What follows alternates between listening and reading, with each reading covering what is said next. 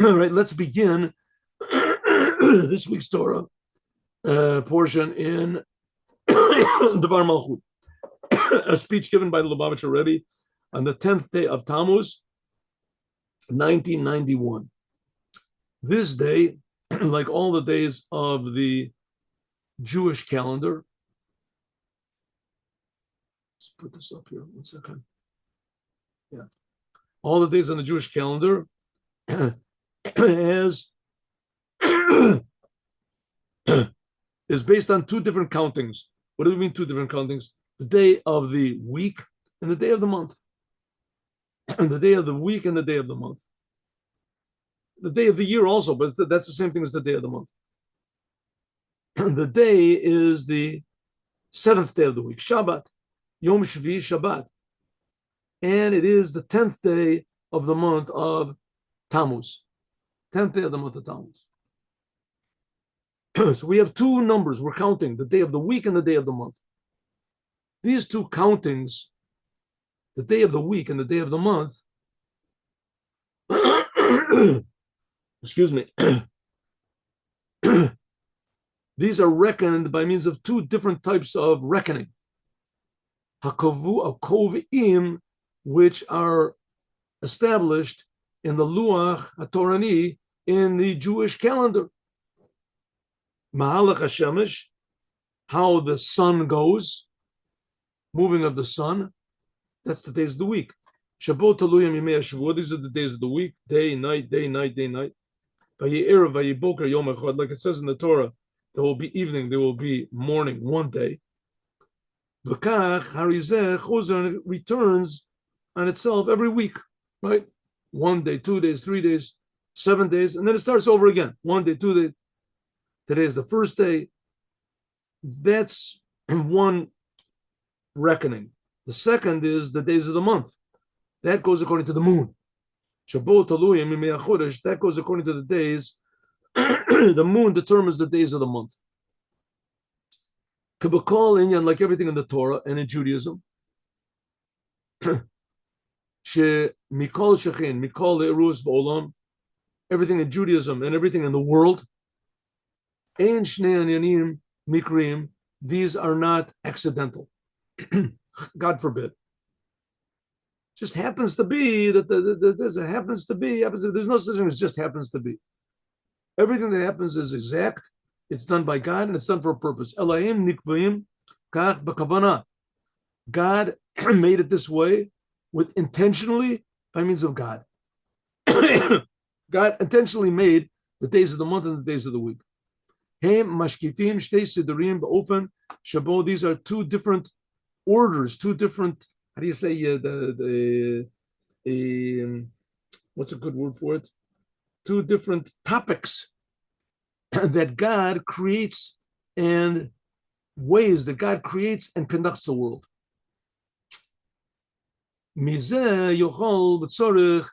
It's possible and is necessary for every Jew that the conduct of every Jew should be according to these two ways, according to the sun and the moon.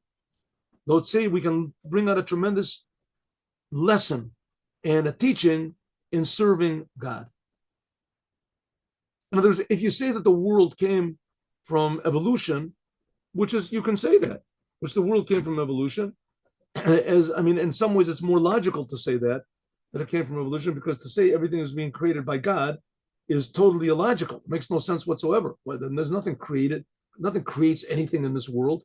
Everything comes from something else. So the same thing, the whole world comes from, where did it come from the beginning? Okay, you got a little question, but nevertheless, logically, you can get along very well in saying that there's no such thing as God. But if there's no such thing as God, then what does it mean that we, humans are the highest level of reality that there is? And we determine everything, which you can also say that. It's a possibility to say. Why not? It's an option. Or you can say another option, which is a little bit more unusual. And it's much more,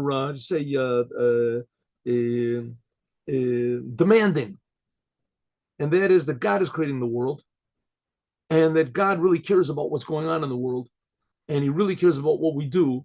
And in addition to what we do in our day-to-day life, that we have responsibility to our family and to our country and to our friends and to the city and to the country, whatever it is. We also have a responsibility to God. And that's a whole new set of responsibilities and a whole new set of limitations. Limitations, like the difference between the janitor in the hospital and the brain surgeon. So the brain janitor, he's got doesn't have so many limitations. The brain surgeon, if he makes one wrong, little tiny microscopical whatever it is move wrong, it could who knows what paralyze a person forever. Right? So the higher that you get in reality, the more responsibility you have. Okay, and similarly, Muchan, it's understood also regarding this day, the 7th day of the week, Shabbat, and the 10th day of the month. That's when the Rebbe was speaking, right? So what can we learn from the day of the week and the day of the month? And especially when the numbers of the day in Mudgash, especially the chiluk, the difference between the days of the week and the days of the month, like we're going to learn. So in general, we can learn something special from the days of the week and the days of the month. And particularly, we can learn from the number, the exact number, which day it is of the month. Okay. This is a serving of man, the work of man in the world. From each one of these numbers, 7 and 10. On its own. These two calculations are not depending one on the other, right? The 10th day of the month does not necessarily fall on any particular day of the week. At the fall of any one of the 7 days of the week, the 10th day of any given month. So they don't depend one on the other. You can join them both together because they come together on the same day. So it must be something that we can learn from this. There must be a connection.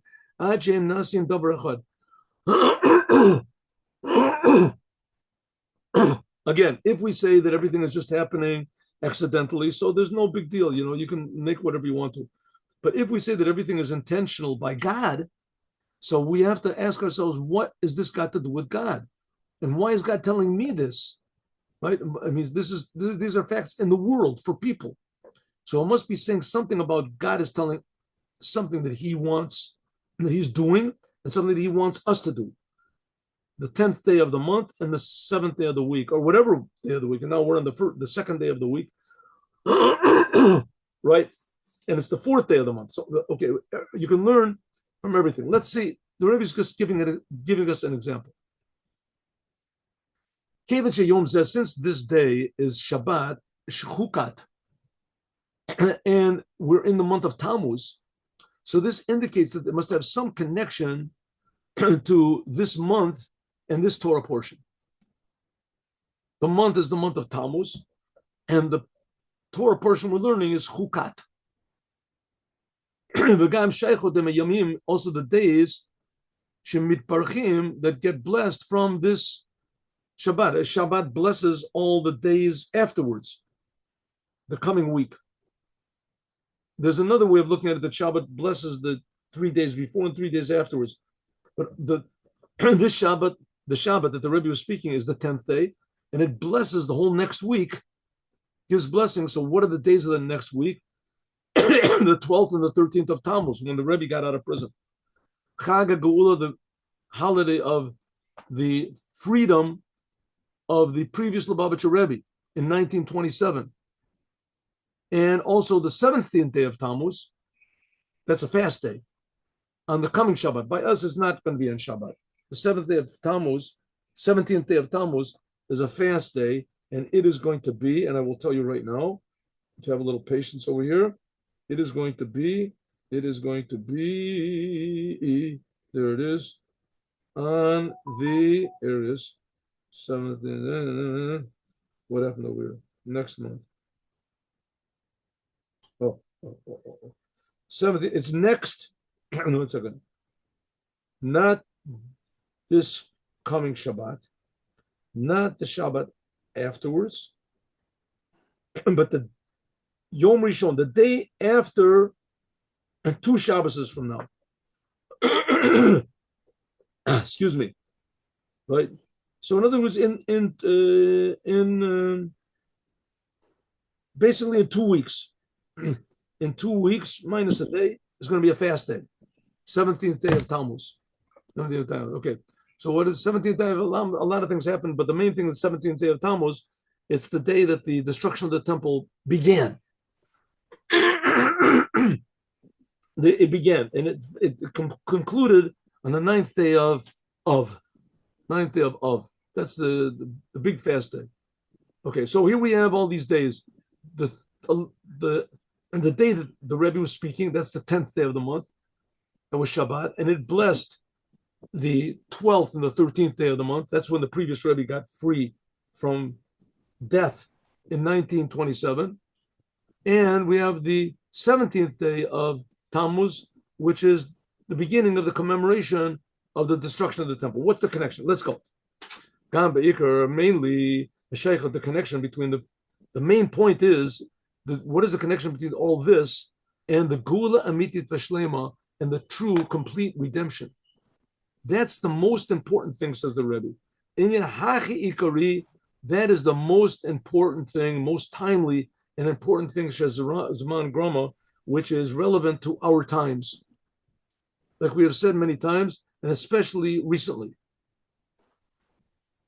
Okay, the difference general, we'll just do a couple lines. The general difference between the days of the week and the days of the month are that the days of the week do not depend on what we do, but they are set from above. That's how God created the world, and God did that on his own also. God created the world in 7 days, and since then, that cycle has been repeated.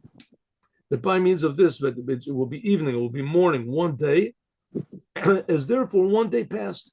After 6 days, automatically comes Shabbat, the holiness of Shabbat. The Shabbat is already holy, which is not the case the days of the month. The days of the month, it used to be the Jewish month. The days of the Jewish month depend on the Beit Din. Nowadays, they don't. Nowadays, since about 200 years after the destruction of the temple, there was a man called Hillel, one of the the Amoraim, I think, Hillel, and he set a calendar for all time. But ideally, and that's the way it was until the destruction of the second temple, and the judicial court, they would decide when the first day of the month is. It could be 1 of 2 days, but the people would look up, they would see the moon. If they would see the moon, they would know it was the first day of the month. They would run to the to the Beit Din, to the holy temple, and they would be interrogated there to see what they saw, and then the court would decide which of these 2 days is going to be the first day of the month. So it says that the Beit Din decided. Yisrael the Kadshu Bismani, the Jewish people, they sanctify the times. So automatically, if the Jewish people decide when the month is, the beginning of the month, so all the holidays in Judaism appear on certain days of the month. So it depends on what the court said. If the court said that, today is the first day, then 15 days from now is going to be Passover. If they say tomorrow is the first day of the month, then 15 days from tomorrow is going to be, which is important. You have to know what day to eat matzah. But the Jewish people, they decide the months. Yisrael, the Kacheu, the Rosh Chadashim, the Jewish people, they sanctify the months. Therefore, that's why on the months, when we pray, we say, Mekadesh Yisrael Vazmanim, that God made the Jewish people, and the Jewish people make the times. That the Jewish people, first of all, the Jewish people have to be holy, and by means of the holiness of the Jewish people, they can sanctify the months. So the difference between the week, that's God's business, and the months, that's our business, as we'll talk about more, God willing, tomorrow.